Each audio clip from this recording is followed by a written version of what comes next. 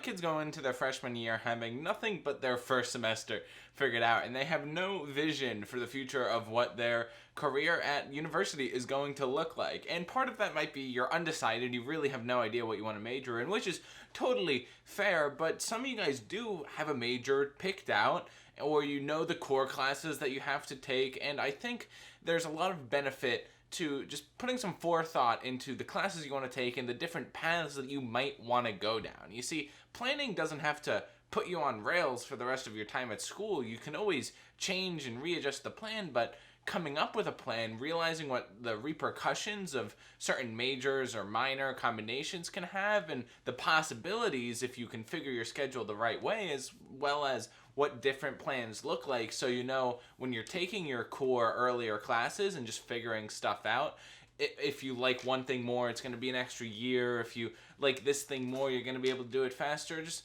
having the vision of different plans is really useful. And that's what I did in my first semester of college, so I'm going to tell you how. My name is Bianchi. This is Define Wisdom. And if you guys could please be sure to leave a like, comment, and subscribe. That would all be greatly appreciated. It helps the channel out a lot. Let's cover that situation where you don't know what you want to do and you're in your first semester of college. So you don't want to plan ahead too much because that's a lot of thinking.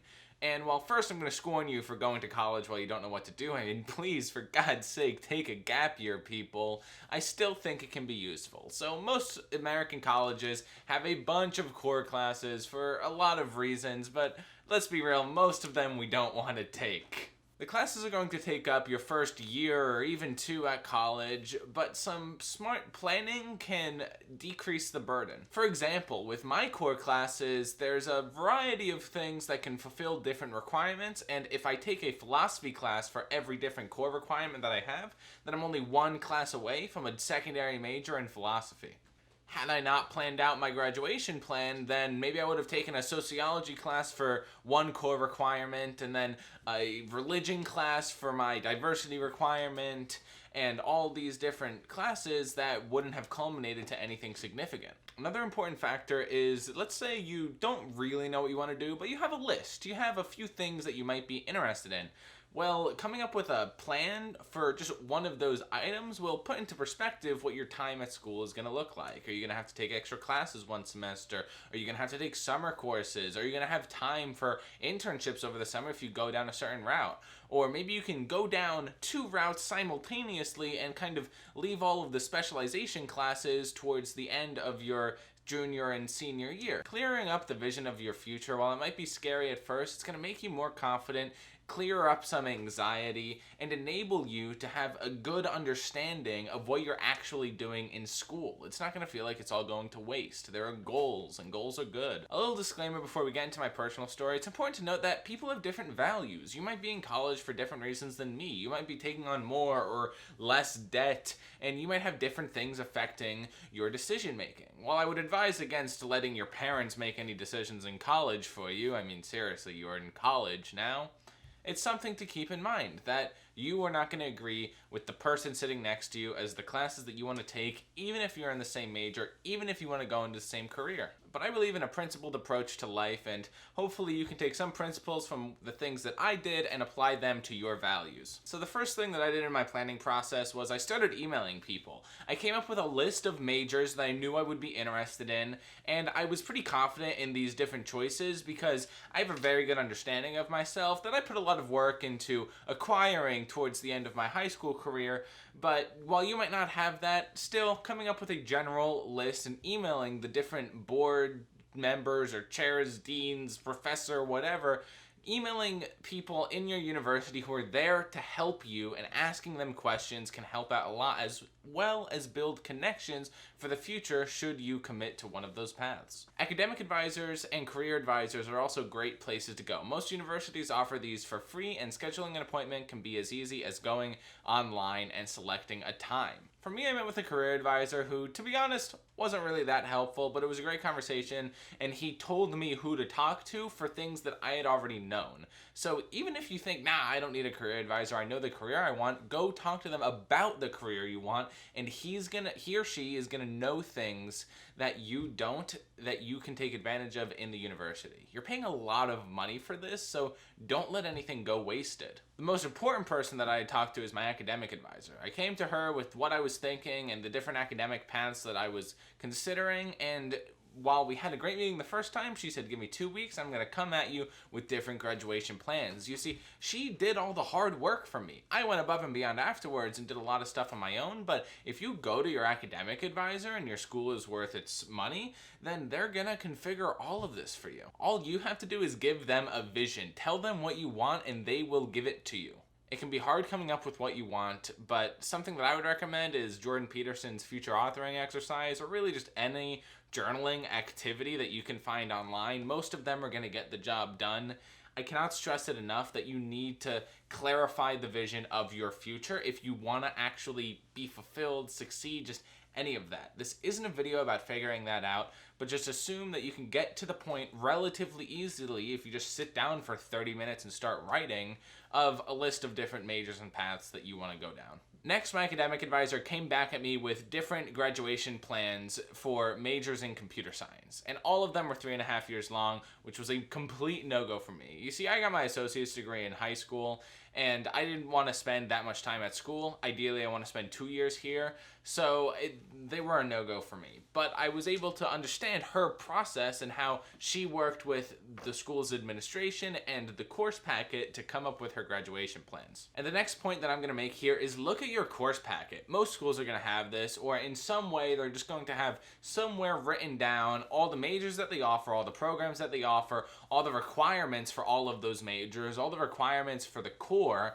and just looking through, and you don't have to study it like I did, but gaining an understanding of the classes that you're gonna have to take to graduate from your university, that's useful. From here, I started planning out. I said, okay, well, which core classes do I have to get out of the way? Which classes do I need to fulfill that BS requirement, like art history, or maybe you have to take a lab class even though you're a philosophy major, that kind of stuff. And I put all of that into a list. And then I came at it from different programs, minors, and majors that I would be interested in. And I looked at all of them and I said, okay, well, what classes do I have to take for them? And I put them all into individual lists. And then this is the most important part. I looked at where things crossed. Okay, if I take this philosophy class, it'll also fill my diversity requirement. Okay, if I take this statistics class, it'll also fulfill a requirement for my economics major. And all of a sudden, you're slimming down time that if you were just applying to classes willy-nilly and you weren't thinking, then you would wind up having to take extra classes that you could have avoided had you just paid attention.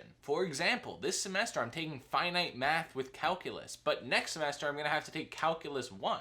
I could have just taken Calculus 1 this semester, but because I didn't do this exercise before my first semester, I wasted 3 credits and thousands of dollars on this class, not to mention all the time and boredom that I am enduring in what is functionally pre-calc. I got an A in AP Calculus, but I bombed the AP exam, and if I could time travel, forget lottery tickets or historical figures, I would tell my ass to study for AP Calc. I'm really salty about that anyways. After I got the different lists of the requirements that my core and different majors would need, I started to configure a graduation plan. Next comes the fun part of actually putting things into a schedule. I put the core classes first in my freshman and sophomore year because I want to get them out of the way and I want to delay making a decision on my major as far as possible. We got to keep in mind that we are 17, 18, 19 years old and we don't know anything. We don't know anything about the world. We don't know anything about ourselves. We don't know anything about each other. We have no idea what we want to major in or what we want our career to be. And while that's probably going to be the story of the rest of our lives, for now, we can just delay choosing our major as long as possible. You might be super gung-ho on something, and I would still encourage you to get your core out of the way and delay that decision. But a part of the core, like I said, was fulfilling other requirements. So I picked all philosophy core classes that will also eventually earn me a dual major in philosophy. I'm pretty confident in philosophy as a major in spite of what I just said, and taking the core classes won't hurt me at all, so why not? from here I looked at different major paths. For this, it mainly came down to economics, math, computer science, maybe poli-science, and I would consider history, but I don't really want to go into that field.